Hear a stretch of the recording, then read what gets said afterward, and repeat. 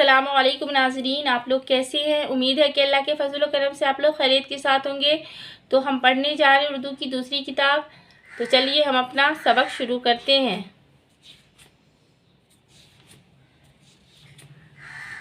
پچھلے سبق میں ہم نے سبق نمبر 9 پڑھ لیا تھا اور آج کی سبق میں ہم پڑھیں گے سبق نمبر 10۔ تو چلیے شروع کرتے ہیں۔ بسم اللہ الرحمن الرحیم۔ ایک ہاتھی اور گیدڑ۔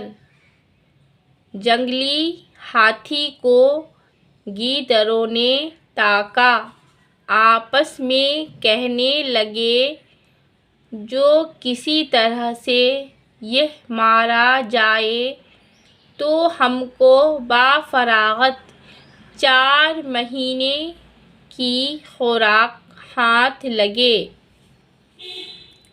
ایک بوڑھے خرانٹ گیدڑ نے وعدہ کیا کہ دیکھو، میں کسی نہ کسی ہیلے سے اس کو ٹھکانے لگاتا ہوں۔ ایک روز مکار گیدڑ ہاتھی کے پاس گیا اور بہت ادب سے سلام کر کے بولا، جناب عالی، آپ اجازت دیں تو میں کچھ عرض کرنا چاہتا ہوں۔ ہاتھی نے پوچھا، تم کون ہو؟ کہاں سے آئے ہو؟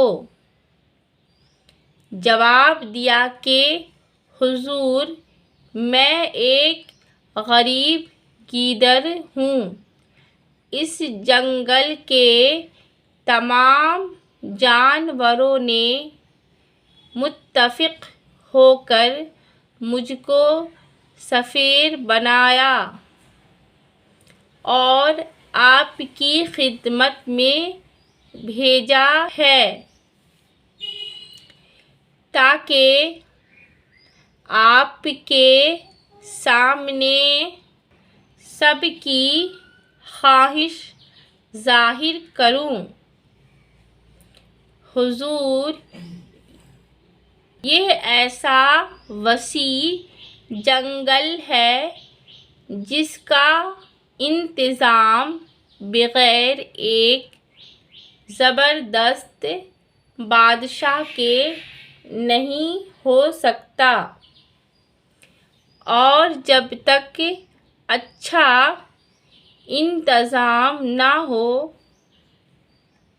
کوئی جانور امن چین سے گزران نہیں کر سکتا۔ ہماری جنس میں حضور کے سوا کوئی بادشاہی کے لائق نہیں۔ اگر آپ اس بڑے منصب کو قبول فرمائیں تو ہم سب بہت شکر گزار ہوں گے۔ یہ سن کر ہاتھی ذرا سوچنے لگا۔ تو آج کے لیے بس ہم اتنا ہی رہنے دیتے ہیں، پھر آگے ہم اگلی ویڈیو میں پڑھیں گے۔ تو جب تک کے لیے السلام علیکم۔